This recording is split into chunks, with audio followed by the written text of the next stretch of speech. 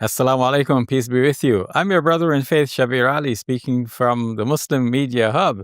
I'm glad to speak with you today about our series entitled Faith and Doubt, 30 Big Questions About Belief. The question we're going to address today is about alcohol and pork. Why does Islam prohibit these items? So the Quran mentions four things that are prohibited for people to eat. This is mentioned in the second chapter of the Quran, the fifth chapter of the Quran, the sixth chapter of the Quran. You see, it's repeated. And in the list, we have the flesh of swine, lahm al-khinzir.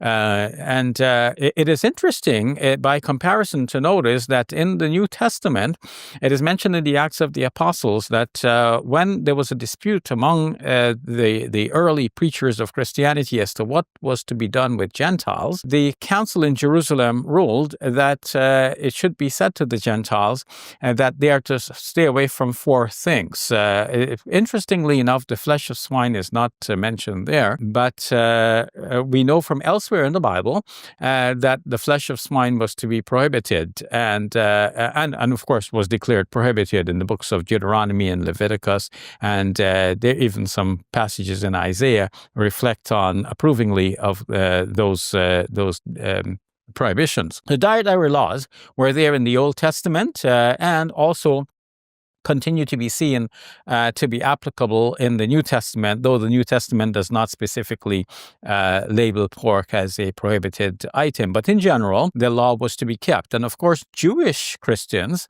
had to continue abiding by the law. And Paul himself declared himself to be a Pharisee of Pharisees. And he was saying with regards to the law, he's blameless, which means that he himself continued to observe the law. And he too must have refrain from eating pork, as would have the disciples of Jesus that came with him from Galilee.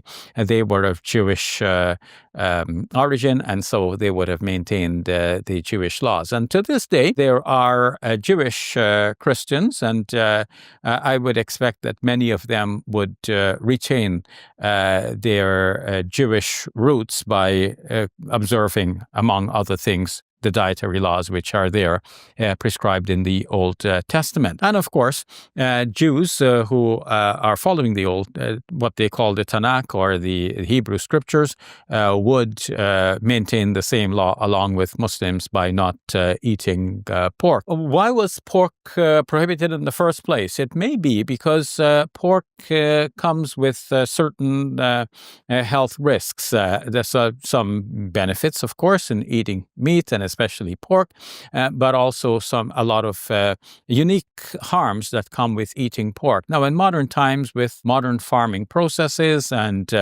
with proper refrigeration and cooking methods, especially at high heat, these harms are mitigated to a certain extent, but still there are harms which are associated with this, and one can go to Healthline, for example, and find an article there regarding some of the harms from eating pork. Now, at the time when it was prohibited, both in the Old Testament and then subsequently in the Quran, at that time people did not have these facilities, and of course pigs were scavengers, so they would eat waste, and by consuming such waste they might ingest substances which are harmful to humans when passed on through their meat. Also, there might be a psychological benefit attached to this, in that when people say you are what you eat. So perhaps if people thought of the thing that they're eating as being a scavenger, being the thing that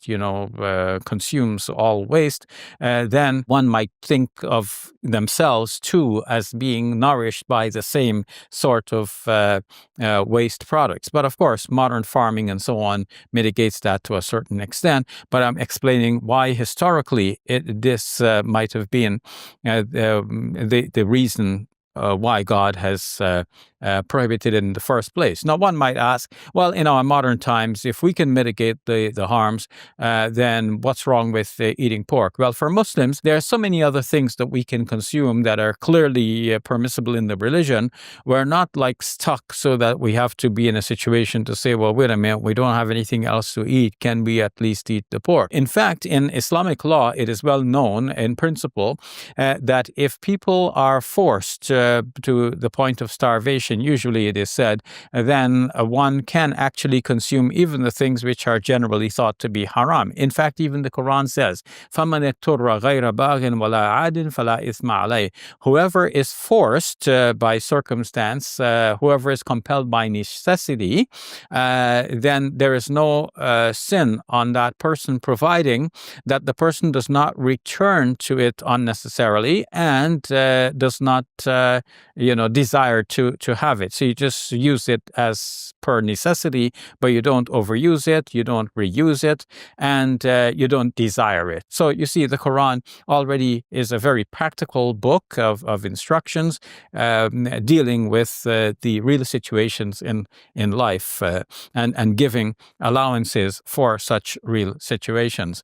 Now, let's come to alcohol consumption. Alcohol consumption in our modern times has been met with varying studies. Some studies at one time had shown that if you consume some types of alcohol, like for example red wine, in moderation, then this could actually have some health benefits, like you drink 1 glass per day or something like this. But more recent studies have shown that in fact any amount of alcohol consumed can have detrimental effects. And this is why recently Health Canada has ruled that rather than say that this much is allowed and so on, or this much is safe, Health Canada is now saying, as I understand it, that no amount of alcohol is safe to be consumed, but the less you consume, the better, and the more you consume, the worse it is for you. So the bottom line is that it is better to stay away from alcohol. So much for the health issues, but there are other practical considerations.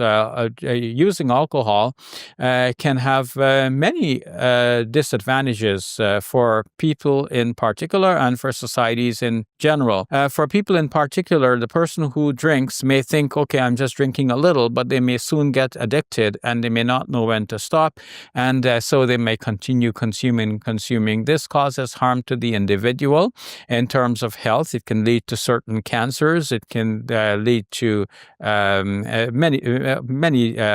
many health issues and diseases. If a woman is pregnant, drinking alcohol can be detrimental to her and also to her unborn baby. Babies are sometimes born with fetal alcohol syndrome, and if people drink, sometimes it has detrimental societal effects. Harms are caused through accidents, and there are instances of domestic abuse that are clearly linked to alcohol consumption. Oh, the list of harms goes on and on. And for this reason, we thank God that He has given us this regulation in the Quran that prepares Muslims to be teetotalers, so that it's off limits for us. We're not going to touch it, and therefore, we don't have this problem of not knowing when to stop. We just stop right at the very beginning. We don't even start. Surah 5, verse number 90, it says that of these items, the drinking, gambling, and so on, these are the handiworks of Satan. So we are to avoid this altogether so that we may be successful. And this is what Muslims try to do. Now, one might look at it and say, man, Islam is so harsh about things like this. Can't I enjoy myself? Well, it's not only Islam. In fact, it is probably interesting for some to know that there are in some other religious traditions as well some distancing from alcohol. Buddhism in particular has 5 precepts, and 4 of those are known from the Old Testament. They're 4 of the 10 commandments about staying away from adultery, from murdering, from stealing, from false witness. But then the 5th precept, surprisingly, is to stay away from alcohol, which ranks right up there with the biblical 10 commandments in Buddhism. Of course, practices may vary between, among practitioners of Buddhism and from sect to sect and so on. But this is one of the 5 precepts. In Hinduism, there is also a sense, especially by those who are traditional Hindus that alcohol is bad for you, and so it is avoided by them as well. Among Jews, there is, of course, the Pesher, the Passover meal, which includes using wine, but many Jews may feel today that they could actually substitute grape juice for the wine, and they can still participate in that traditional ritual. In fact, in some Orthodox Jewish circles, the abstinence from alcohol is a principle. Among Christians, there is the communion or fellowship or the Eucharist, which is observed, and one of the items in the Eucharist is a little thimble full of like a glass that is the size of a thimble that would contain wine or grape juice in some circles, and that would be consumed. And the Bible prohibits drunkenness, or at least discourages it strongly, or speaks out against it, disparages it. But there are some Christian groups that are known for their abstinence from alcohol. Some Baptists, for example, and Methodists, and also Seventh-day Adventists. The Church of Jesus Christ of Latter-day Saints also practice abstinence. That church practices abstinence from alcohol as well. So Muslims are not alone in this, but one does not have to be a person of faith to recognize that there are great harms from the consumption of alcohol and to stay away from it. We've mentioned some of the harms already: the harms to the person, harms to society, harms within the family, harms to health, and so on. Not to speak of the waste of money and all of that. In short, people may drink alcohol because they feel that it gives them a sense of calm, or maybe helps them to forget their worries and so on. But Muslims can find such comfort in reading the Quran, in praying before God, and meditating, and so one does not need to turn towards alcohol. And it's better, therefore, to avoid all of the harms and to please God, following God's commandments, both in terms of abstinence from pork and abstinence from alcohol. Why does the Quran prohibit pork and alcohol? Probably